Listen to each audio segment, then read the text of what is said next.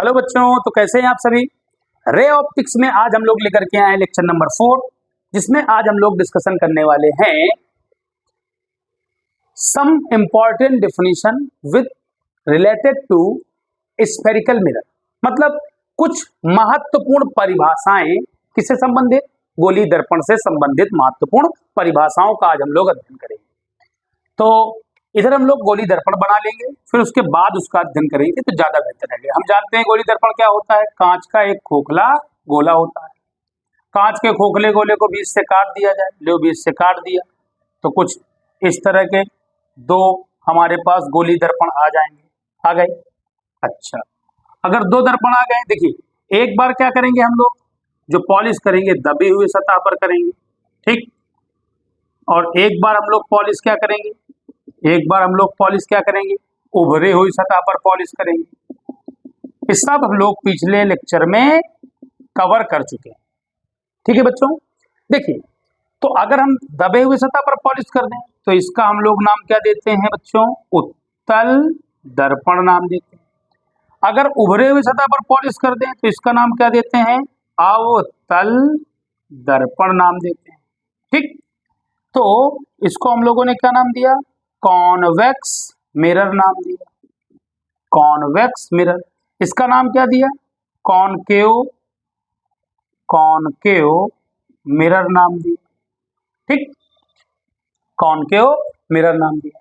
अब देखिए हम लोग पढ़ क्या रहे हैं, कुछ दर्पणों से संबंधित, दर्पणों से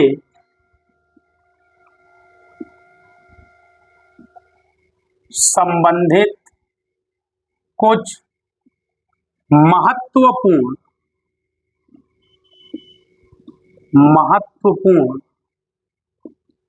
परिभाषाएं, महत्वपूर्ण परिभाषाएं, ठीक है ना। जिसमें बच्चों सबसे पहली डेफिनेशन होगी ध्रुव। क्या होगी, ध्रुव होगी। ध्रुव क्या होता है बच्चों, पहले समझेंगे, और साइड में हमने फिगर भी बना लिया है, यहां पर भी समझ लेंगे कि ये होता कहाँ है इसमें, ठीक ना। तो ये जो रे ऑप्टिक्स हम लोग कवर कर रहे हैं, बहुत फिजिक्स पार्ट सेकंड की एकदम ये कह लीजिए जान है ये, ठीक ना। अगर आपने इसको स्किप कर दिया तो बहुत कुछ मिस कर दिया। तो ध्रुव क्या है, ध्रुव है दर्पण के परावर्तक तल का, दर्पण के परावर्तक तल का मध्य बिंदु, दर्पण के परावर्तक तल का मध्य बिंदु, दर्पण के परावर्तक तल का मध्य बिंदु ध्रुव कहलाता है, ध्रुव कहलाता है। इसे P से प्रदर्शित करते हैं, P से प्रदर्शित करते हैं। देखिए यहां देखिए, ये दर्पण का परावर्तक तल है, ये परावर्तक तल का क्या है, मध्य बिंदु, इसे हम लोग P कह देंगे। ये दर्पण का परावर्तक तल है, परावर्तक तल का मध्य बिंदु, इसे हम लोग क्या कह देंगे, P कह देंगे, ध्रुव कह देंगे। ये है ध्रुव, ठीक है। दूसरी डेफिनेशन, पहले अगर पहली ना समझ में आए तो फिर से बता दें।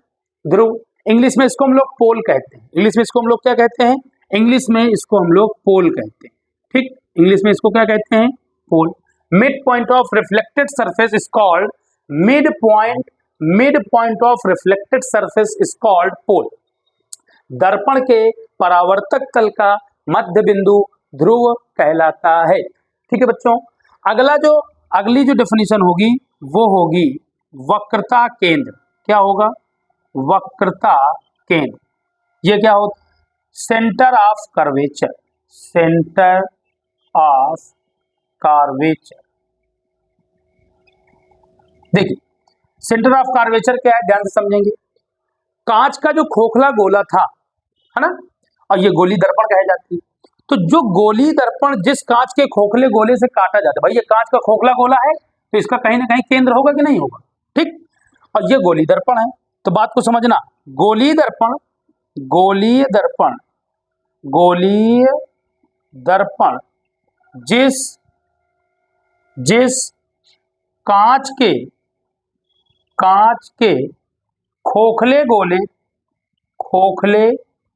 गोले से गोली दर्पण जिस कांच के खोखले गोले से काटा जाता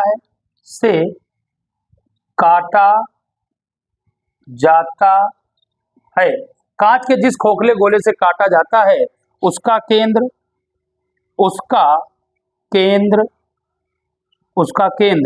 वक्रता केंद्र कहलाता है।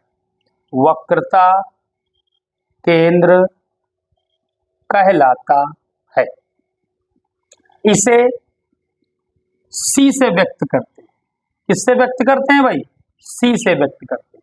देखिए कांच का एक खोखला गोला था, इसका केंद्र सी है। देखिए इसको कहीं कंप्लीट करोगे पूरा तो इसका केंद्र ये होगा, इसको सी से डिनोट करेंगे। इसको भी कहीं कंप्लीट करोगे तो केंद्र होगा, इसको हम भी किससे डिनोट करते हैं? सी से डिनोट करते हैं। तो प्यारे बच्चों फिर से हम लोग एक बात को समझेंगे कि ध्रुव क्या है। मैंने बताया कि दर्पण के परावर्तक तल का मध्य बिंदु ध्रुव कहलाता है। वहीं पर वक्रता केंद्र क्या होता है? तो वक्रता केंद्र के बारे में बताया गया कि गोलीय दर्पण कांच के जिस खोखले गोले से काटा जाता है उसका केंद्र क्या कहलाता है? उसका केंद्र वक्रता केंद्र कहा जाता है। इसे हम लोग सी से प्रदर्शित करते हैं। तो आई होप कि आप लोग पेन कॉपी लेकर बैठे होंगे, नोट्स जरूर बना रहे होंगे और इसको वीडियो को पॉज करके नोट्स जरूर बनाएं। अब हम लोग अगली डेफिनेशन की तरफ मूव करेंगे। देखिए तो वक्रता केंद्र हमने पढ़ लिया कि कांच के खोखले गोले से काटा जाता है गोली दर्पण को, तो उसका केंद्र वक्रता केंद्र कहा जाता है। अगला होगा मुख्य अक्ष। तीसरी डेफिनेशन होगी मुख्य अक्ष। देखिए मुख्य अक्ष को इंग्लिश में कहते हैं प्रिंसिपल एक्सिस। क्या कहते हैं? Principal axis. देखिए ये क्या है? दर्पण के ध्रुव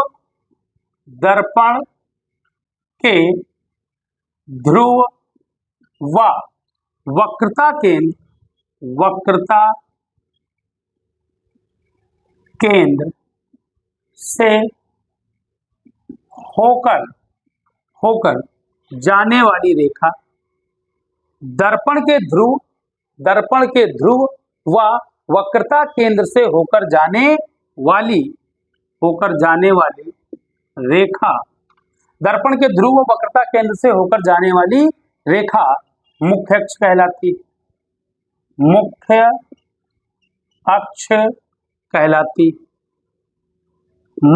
अक्ष कहलाती है। देखें ये ध्रुव है, वक्रता केंद्र है, इससे होकर जाने वाली रेखा मुख्य अक्ष है। इसे हम लोग क्या नाम देते हैं बेटा? मुख्य अक्ष, प्रिंसिपल एक्सिस। ये दर्पण का ध्रुव है, ये वक्रता केंद्र है, इससे होकर जाने वाली रेखा क्या कहलाती है? ये कहलाती है मुख्य अक्ष कहलाती है। मुख्य अक्ष समझ गए, देख लिया इसमें कहाँ होती है। अच्छा अगली जो डेफिनेशन होगी ये वक्रता त्रिज्या। देखिए वक्रता त्रिज्या क्या होती है? वक्रता त्रिज्या को इंग्लिश में कहते हैं radius of curvature. The distance between P and C, मतलब दर्पण के ध्रुव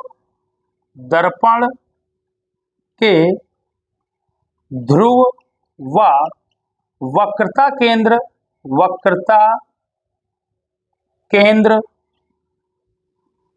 के मध्य की दूरी, दर्पण के ध्रुव व वक्रता केंद्र के मध्य की क्या बेटा? दूरी। दर्पण के ध्रुव और वक्रता केंद्र के मध्य की दूरी वक्रता त्रिज्या कहलाती है। वक्रता त्रिज्या कहलाती है। इसे कैपिटल आर से व्यक्त किया जाता है। इसे व्यक्त करते हैं कैपिटल आर, स्मॉल आर से भी व्यक्त कर लीजिए, कोई दिक्कत नहीं। देखिए यहां से लेकर के यहां तक का जो डिस्टेंस है ये ध्रुव और वक्रता केंद्र के बीच की दूरी। देखिए ध्रुव और वक्रता केंद्र के बीच की दूरी, ठीक, क्या कहलाती है? ये कहलाती है वक्रता त्रिज्या। मुख्य अक्ष समझ गए, वक्रता केंद्र और ध्रुव से होकर जाने वाली रेखा, वक्रता केंद्र और ध्रुव से होकर जाने वाली रेखा क्या कहलाती है? मुख्य अक्ष कहलाती है। ध्रुव और वक्रता केंद्र के बीच की दूरी सिर्फ इतनी दूरी क्या कही जाती है? ये कही जाती है बच्चों वक्रता त्रिज्या। ठीक है, अब अगली बात करते हैं। अब अगली बात करेंगे हम लोग फोकस। फोकस क्या है? फोकस देखिए बहुत इंपॉर्टेंट बात है, इसको समझना बहुत जरूरी है। फोकस, इंग्लिश में भी इसको फोकस ही कहा जाता है। देखिए मुख्य अक्ष पर स्थित वह बिंदु, या इस तरह कह लीजिए कि मुख्य अक्ष के समांतर चलने वाली प्रकाश किरण, मुख्य अक्ष के समांतर चलने वाली प्रकाश किरण, मुख्य अक्ष के समांतर चलने वाली प्रकाश किरण। देखिए मुख्य अक्ष है, मुख्य अक्ष के समांतर चलने वाली प्रकाश किरण चली, परावर्तन हुआ, ये गुजर गई। ठीक, मुख्य अक्ष के समांतर चली प्रकाश किरण, ठीक ना। वस्तु तो हमें जो प्रकाश किरण आएगी परावर्तक सतह से आएगी, तो परावर्तन के पश्चात ये निकल गई, ठीक ना।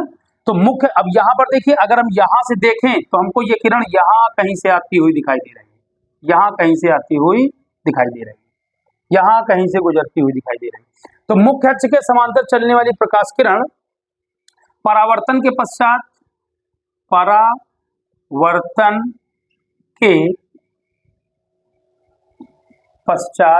मुख्य अक्ष के समांतर चलने वाली प्रकाश किरण परावर्तन के पश्चात मुख्य अक्ष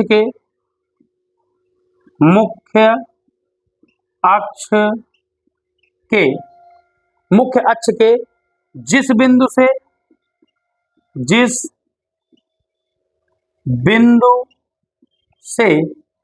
मुख्य अक्ष के जिस बिंदु से होकर जाती है, मुख्य अक्ष के जिस बिंदु से होकर जाती है, या मुख्य अक्ष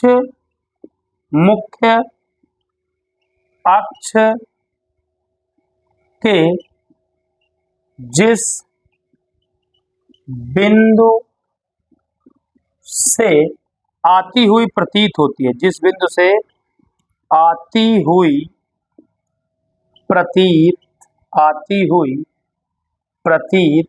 होती है, फोकस कहलाता है। वह बिंदु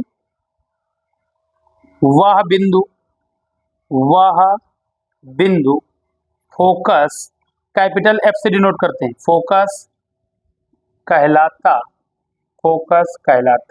है। मैंने बताया कि मुख्य अक्ष के समांतर चलने वाली प्रकाश किरण परावर्तन के पश्चात जिस बिंदु से आती हुई प्रतीत होती है, देखो अगर हम यहाँ पे देखेंगे तो उत्तल दर्पण में हमको यहाँ से आती हुई प्रतीत हो रही है, जबकि अवतल दर्पण में मुख्य अक्ष के समांतर चलने वाली प्रकाश किरण परावर्तन के पश्चात जिस बिंदु से होकर जाती है उसे हम लोग फोकस कहते हैं। तो मतलब उत्तल दर्पण में आती हुई प्रतीत होती है, जबकि अवतल दर्पण में प्रॉपर आती ही है। इसे हम लोग कैपिटल एफ से डिनोट करते हैं। बात को समझ गए होंगे कहीं ना कहीं। ये हमारी डेफिनेशन थी। तो फोकस भी हमको मिल गया है। मैंने क्या बताया कि मुख्य अक्ष के समांतर चलने वाली प्रकाश किरण परावर्तन के पश्चात मुख्य अक्ष के जिस बिंदु से आती हुई प्रतीत होती है, मतलब उत्तल दर्पण में आती हुई प्रतीत होती है, जबकि अवतल दर्पण में प्रॉपर उसी बिंदु से ही आती है। इस बिंदु को हम क्या कहते हैं? इस बिंदु को फोकस कहते हैं। इसे कैपिटल एफ से प्रदर्शित किया जाता है। ठीक है, अगली डेफिनेशन होगी वो होगी फोकस दूरी। बच्चों फोकस दूरी क्या है? द डिस्टेंस बिटवीन ध्रुव, पोल एंड फोकस। दर्पण के ध्रुव व फोकस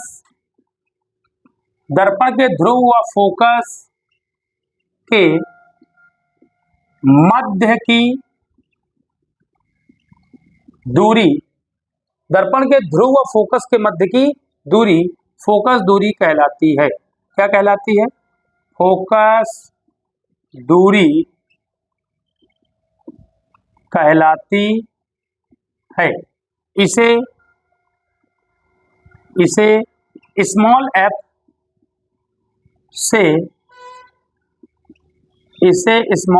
से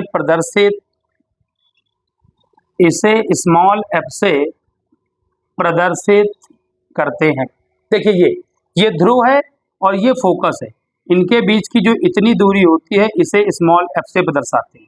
ये ध्रुव है, ये फोकस है, इनके बीच की ये जो दूरी हो गई ये स्मॉल एफ है, इसे ही फोकस दूरी कहा जाता है। ठीक है, इस बात को आपने समझ लिया।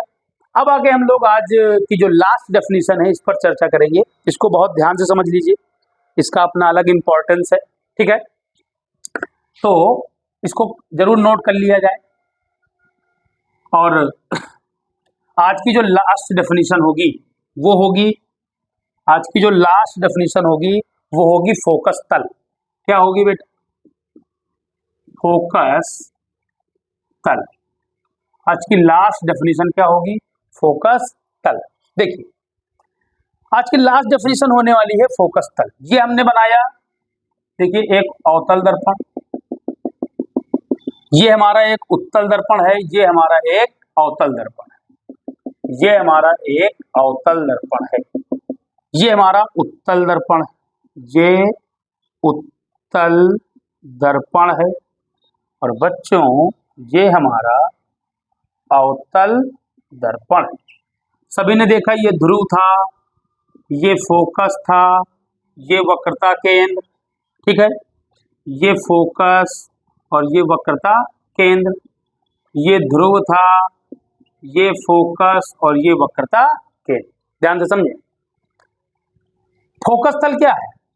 फोकस पर खींचा गया अभिलंबवत तल। ये तल हमने फोकस पर खींच दिया है, तो ये फोकस है, इस पर एक तल अभिलंबवत, ये फोकस है ना, इस फोकस पर खींचा गया अभिलंबवत तल फोकस तल कहलाता है। क्या है? फोकस